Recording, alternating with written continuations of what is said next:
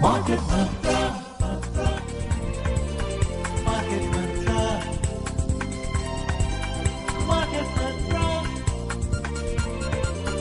Market Mantra. Market Mantra.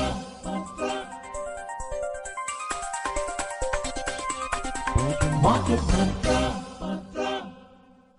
Good evening and welcome to the Friday edition of Market Mantra, the program in which we give you a complete update on the economic, business and stock market news of the day. My name is Rajesh Lake and with me is my co-anchor in Hindi, Subodh Mishra. नमस्कार श्रोताओं, कारोबारी खबरों के साथ market मंत्र हाजिर है। आधे घंटे के इस शो में हम शेयर बाजार और अर्थ जगत की खबरों पर गौर करेंगे।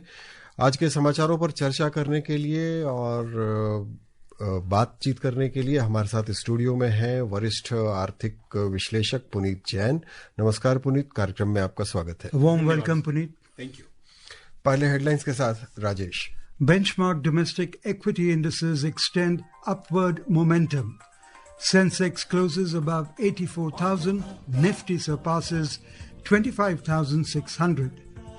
Major Asian markets end mixed, European indices trading with gains. And global crude oil prices rise, Brent crude trading at $68.21 per barrel. देश के शेयर बाजारों के सूचकांकों में आज भी तेजी। सेंसेक्स 84,000 के पार, निफ्टी 25,600 के ऊपर। प्रमुख एशियाई बाजारों में मिलाजुला रुख, यूरोपीय बाजारों में शुरुआती बढ़त और दुनिया में कच्चे तेल की कीमतें बढ़ी। ब्रेंट क्रूड $68.21 प्रति बैरल पर।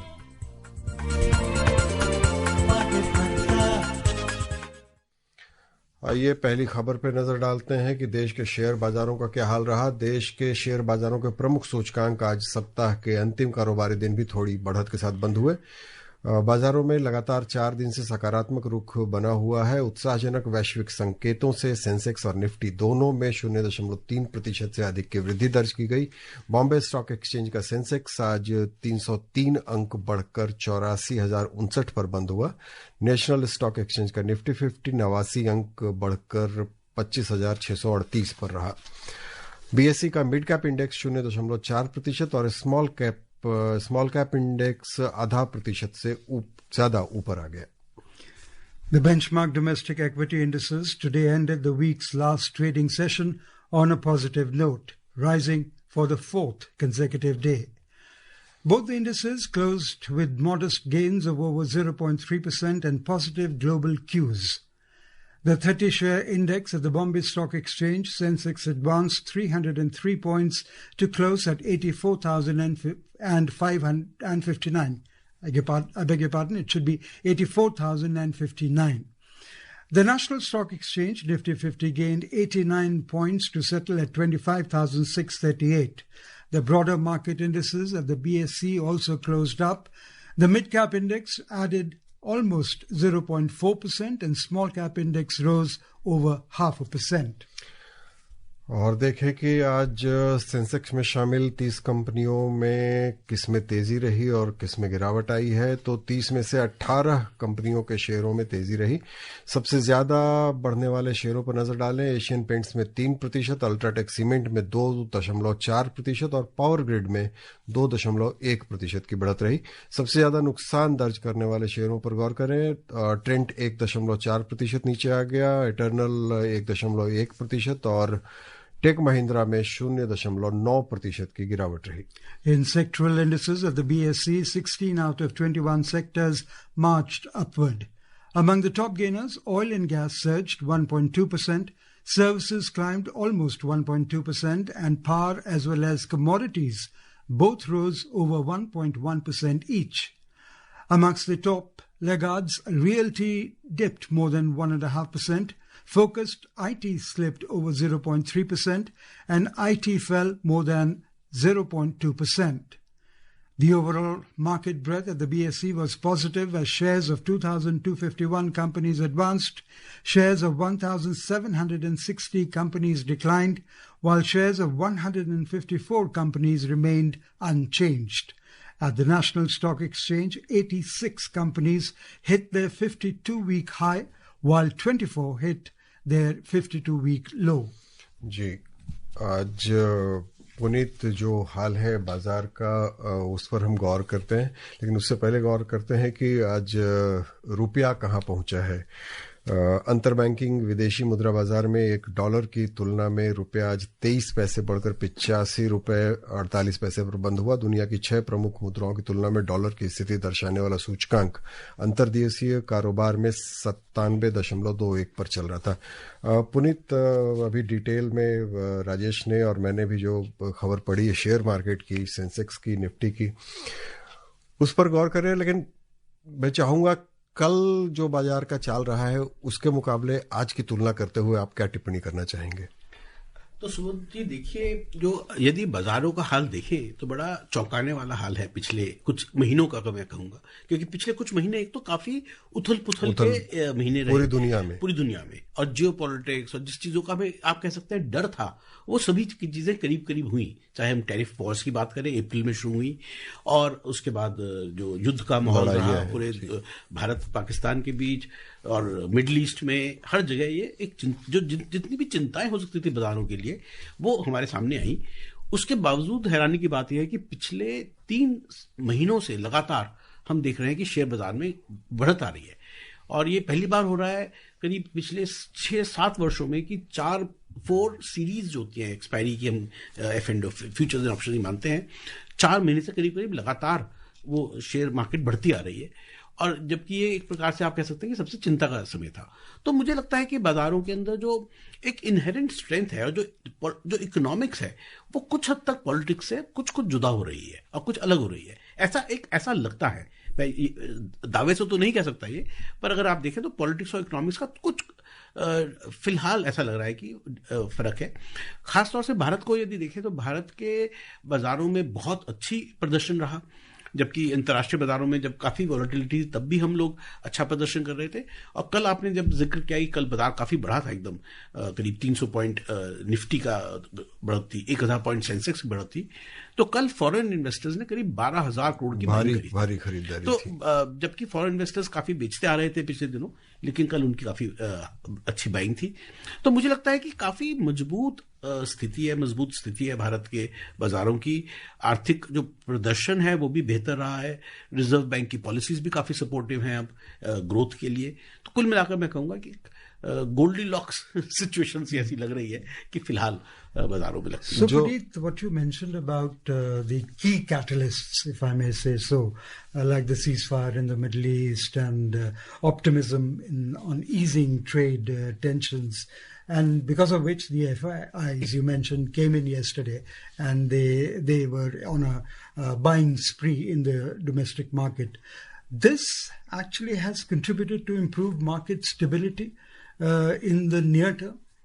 Absolutely. I think retail investors who have been contributing, domestic investors who have been contributing significantly to market stability and investments in last 3-4 years, I think they got a lot of boost in confidence when they saw that markets were stable, Indian economy was doing better. So I think near term appears to be quite positive. Of course, there are challenges in the market, but I think the sentiment is quite positive right now. So, going forward, what would reinforce optimism? Expectations of accelerating earnings, which would be driven by resilient consumption and relatively stable macroeconomic backdrop.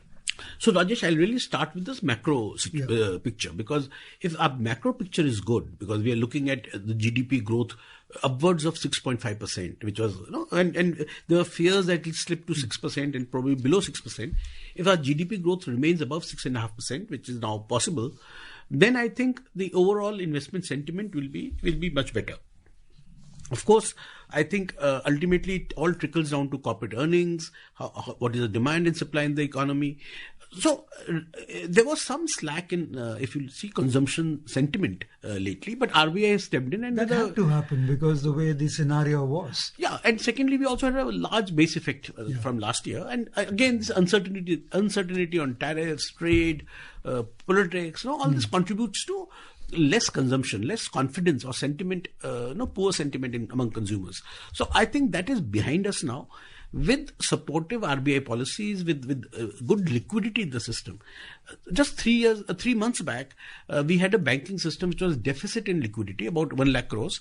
And only last week I saw the figures, and we were surplus in liquidity, banking system liquidity, by about 5 to 6 lakh crores. So you can imagine the kind of support which has been given to the economy. Okay, let me take you back to something that happened. Sorry, Subodh, you want to say something? नहीं, मैं actually sectors पे बात करेंगे. आप कुछ और कहना चाहते हो बताइए. I was talking about the big, beautiful bill event that happened at the White House, where Trump said that US was going to open up India, hinting at significant progress towards a long-awaited bilateral trade agreement between the two strategic partners. Let's hear what he said. But we're having some great deals. We have one coming up, maybe with India, very big one, where we're going to open up India. In the China deal, we're starting to open up China, things that never really could have happened. And the relationship with every country has been very good. So, Puneet, he's talking about a big he's going to open up India.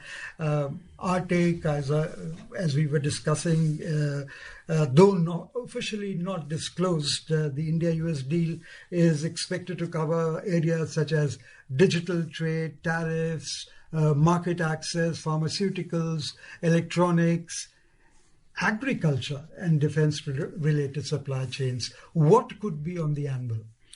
So, Rajesh, first of all, we do not still know the contours or specifics of what is going to be part of the trade deal, but we can make some educated guesses on what probably they will be looking at. See, India exports in a very big way pharmaceuticals, textiles, automobile components, steel, aluminium. So all these things is what we export to USA.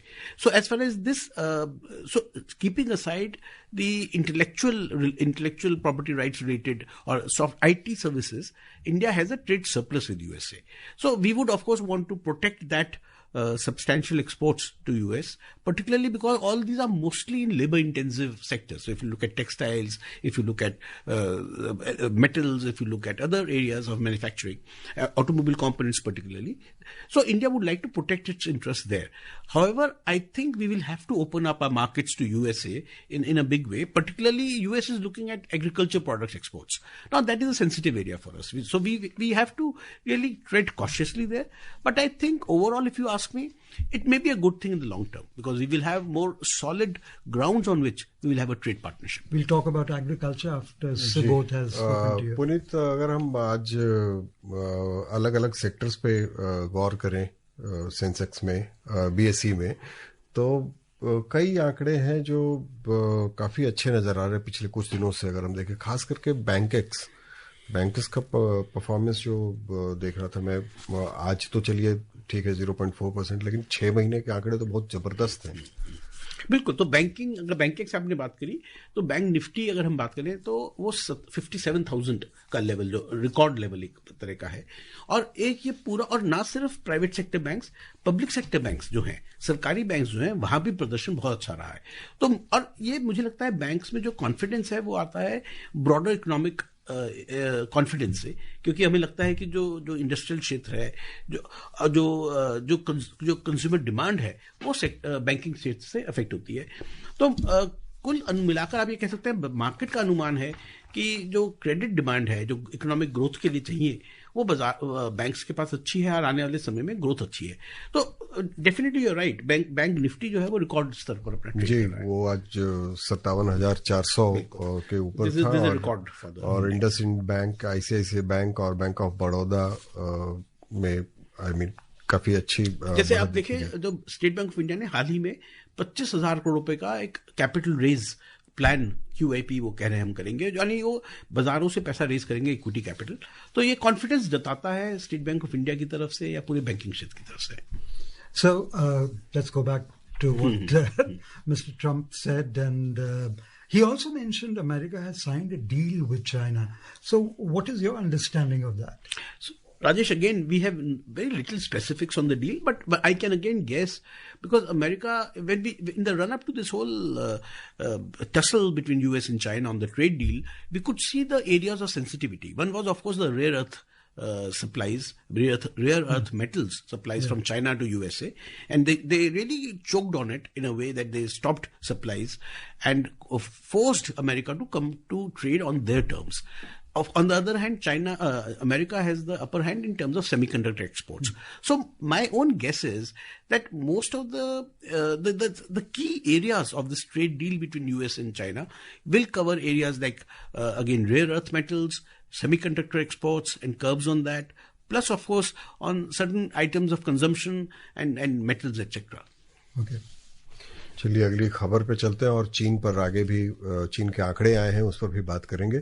प्रमुख एशियाई बाजारों में आज मिला जुला रुख रहा। निवेशकों की निगाहें चीन के मई महीने के औद्योगिक आंकड़ों पर टिकी रही।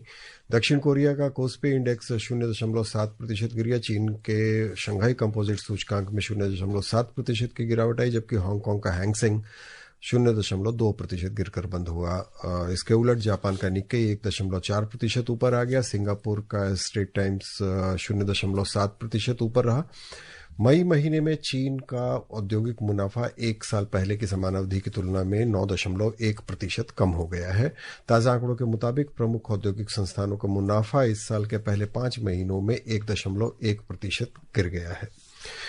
ये पिछले साल अक्टूबर में जो 10% की गिरावट आई थी, उसके बाद ये मासिक मुनाफे में सबसे बड़ी कमी है। औद्योगिक मुनाफा कारखानों, खदानों और औद्योगिक इकाइयों के वित्तीय स्वास्थ्य का सूचक है।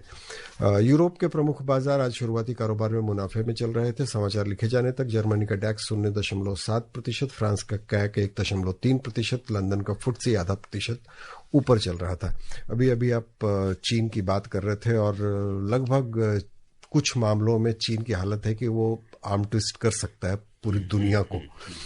लेकिन जो आंकड़े आ रहे हैं कुछ और दिखा रहे हैं आजकल। देखिए, ये बात इनफैक्ट कई महीनों से आ रही है कि चीन के जो इंटरनल सिचुएशन है, इकोनॉमिक सिचुएशन, वो उतनी कंफर्टेबल नहीं है। हालांकि वो पूरी दुनिया से 36 का आंकड़ा करके बैठे हैं, एक तरह से आप कह सकते हैं, इंडस्ट्रियल और ट्रेड पॉलिसी पर चीन की जो जीडीपी ग्रोथ नंबर्स आए हैं, जो एम्प्लॉयमेंट नंबर्स आए हैं, वो सभी चिंता दर्शाने वाले आंकड़े हैं। और ऐसा लगता है कि चीन, हालांकि वो क्लेम कर रहे हैं कि 5% जीडीपी ग्रोथ करेंगे, पर अनुमान यह है कि ये 3.5%, जो इंडिपेंडेंट एस्टिमेट्स है, वो 3.5% ग्रोथ जीडीपी की चाइना में हो सकती है। तो मुझे लगता है चीन उतना कंफर्टेबल भी नहीं है और वो चाहते हैं कि जल्दी से जल्दी, हालांकि वो आंखें दिखा रहे हैं बाकी दुनिया को, लेकिन वो चाहेंगे कि जल्दी से जल्दी ये ट्रेड डील जो है वो हो और चीन का, जिससे कि व्यापार जो है वापस अपने पुरानी गति पर आ सके। Moving on, the US stocks ended higher on Thursday with the S&P 500 and the Nasdaq edging nearer to record closing highs amid easing geopolitical concerns. The Nasdaq composite surged almost 1%, Dow Jones Industrial Average rose over 0.9% and S&P 500 advanced 0.8%. Now, Puneet, there are rumors that President Trump will replace the Fed chair, Jeremy Powell, because of which now there is a hope that there will be a rate cut somewhere in July.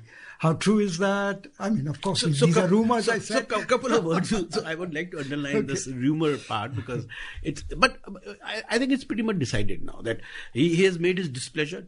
President Trump has made his displeasure towards Powell's policies in no uncertain terms. So he's absolutely unhappy. He said that I'll replace him. Only question is, will he replace him in May 2026? Will he wait for his term to end, or will he replace the Fed chairman before that? That is the only question. I don't think there's any question that Powell is going to continue as Fed chairman. Secondly, I think the US is looking at, very aggressively promoting a monetary policy which is supportive of growth. Simultaneously, they also have a fiscal policy. We know that big, beautiful bill that you mentioned a while back. That is going to add deficit of another $3.6 trillion, maybe, or maybe more. So clearly, America, if you ask an economist, they will not advise on this path, because if you increase fiscal deficit, you cut interest rates, increase money supply, it is a recipe for disaster, 2 years or 3 years from now, because it will feed into inflation, it will create asset price bubbles. Already we see asset prices are very, very high in USA. If you look at the Dow Jones, the Nasdaq, they are record highs. So clearly, I think it will be wise to be cautious, but I don't think that is what that is the advice that President Trump wants right now. Okay, what happens to the inflation in US? Because that is going to have repercussions all across. Also, the ongoing negotiations with India are ahead, I think, of July 9 deadline, if I'm not mistaken, when India is slated to impose a reciprocal tariff of up to 26%. In that scenario, what happens between our relationships and inflation in US? Okay, we are very small. First thing is that this 9th July deadline is not cast in stone. This is something that he just mentioned. And this techo trade, I don't want to, everybody heard about this term. It's slightly derogatory, so I'm not going to expand on it. But the truth is that the markets don't believe that Trump will actually stick to his deadline. He's flexible with it. He'll change it if he wants to do it. And in the interest of the trade policy, the deals that he wants to do. Secondly, the impact of all this on inflation is still not clear. Conventional wisdom told us that inflation should have gone up in USA, but it did not. So I would admit that most of the people, observers, are surprised that why has inflation not ticked up already in USA. Maybe there are other factors behind it, because there was a lot of stock which was built in the economy. Inventories were built before the tariffs hit. So clearly, I think we need to wait for a few months to see the impact of these policies. Because the markets are doing pretty well. Markets are doing well. Nasdaq surged 1%. Absolutely. They seem to be absolutely not worried about tariffs or geopolitical wars or anything right now. And that really worries me, actually, I'll tell you honestly. Because these things do matter. It will hurt consumption. It will hurt employment. So there may be problems within American economy which we are kind of hiding, maybe not bringing to the fore. So clearly, I think we need to wait out a few more months. Therefore, the importance of Fed chairman being Mr. Powell, who is a very cautious man. But if he gets replaced, then it may be another story. Moving on, as part of its liquidity management operations, the Reserve Bank of India, RBI, conducted a 7-day variable rate reserve repo VRRR auction to absorb excess liquidity from the banking system. Out of 1 lakh crore rupees notified amount, the central bank received and accepted bids worth 84,975 crore rupees from participating banks and financial institutions. Would you please throw some light on VRR? हाँ, क्योंकि आज चर्चा है खास इस पर. So, like I mentioned a short while back, that suddenly, from deficit we went to liquidity surplus in our economy, and so Reserve Bank of India tried to drain a little bit of liquidity out of the system, because it leads to higher inflation. It has the possibility of doing that. So this variable reverse repo auction was carried out. So this is a reverse repo where the Reserve Bank of India takes money from banks. And so it drains liquidity from the system. I think that it's a good, prudent thing to manage liquidity and therefore surplus in the economy. And they keep doing it. It's a kind of an open market operation, not an OMO in that sense, but it is kind of an OMO. अभी के हालात में ज़रूरी था. बिल्कुल, absolutely. Puneet, one story that is circulated, in fact, you and I also discussed it a while back, about the Indian stock markets are seeing a lot of share sales. Would you like to say something about it? Because it says that some promoters are selling because they find the valuations attractive. And in such a scenario, is there something that you want to tell the investors? So Rajesh, while there are a lot of positives going for the market right now, the only thing which worries me is that the huge surplus or tsunami of new IPOs, money being raised from the markets, sometimes even by dubious promoters. So this whole rush to take money out of the system, and promoters are selling their shares, new IPOs are coming, some offer for sales are there, then QIPs are there. So clearly, while Indian investors are pumping money into the system, there is also a tremendous amount of supply of paper which is coming in. That could play a spoil sport. So I like to caution investors a little bit to be careful, because this supply of new paper or new securities in the market could affect the sentiment and could bring down the markets, if you ask me, in the medium term. जी, आइए विदेशी मुद्रा भंडार पर नजर डालते हैं।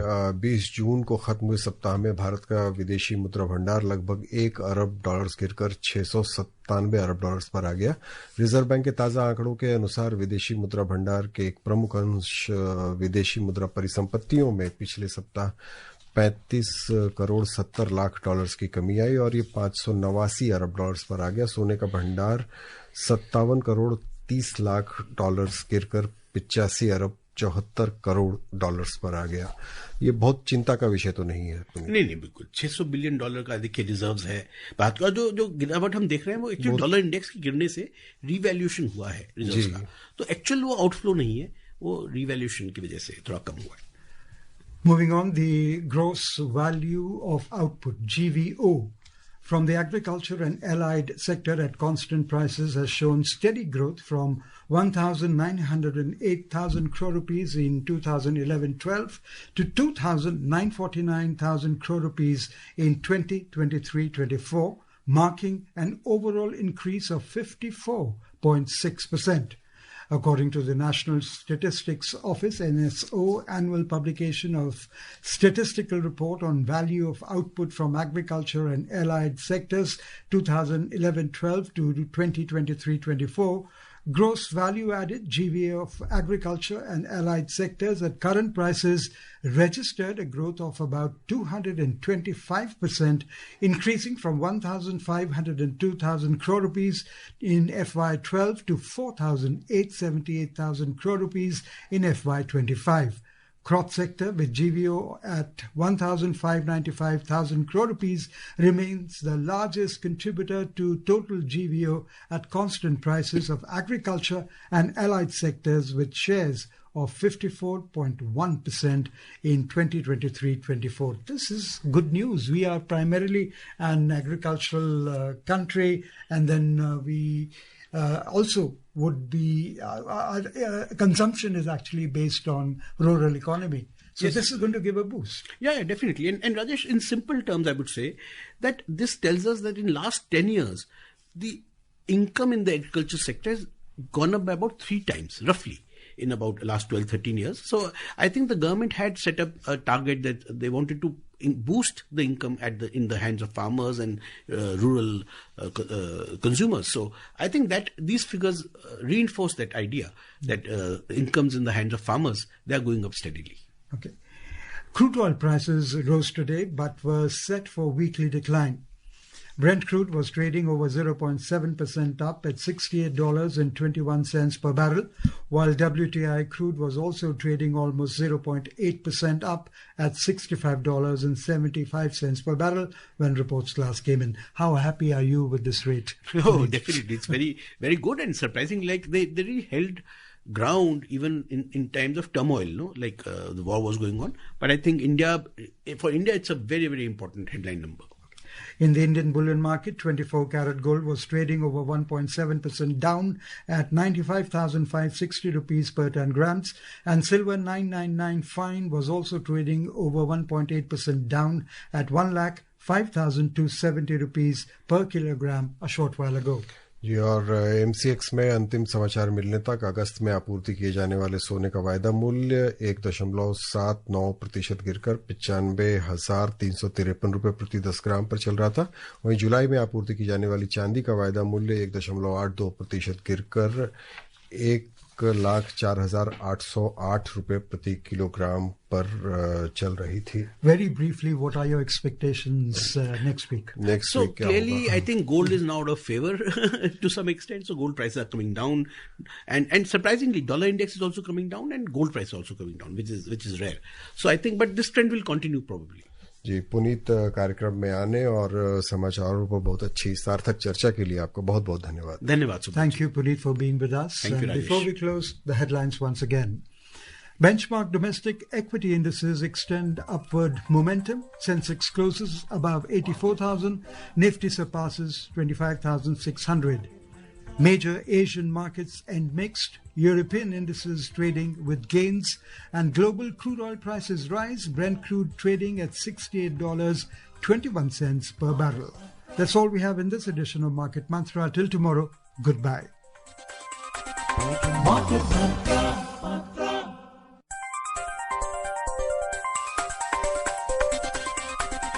Market Mantra.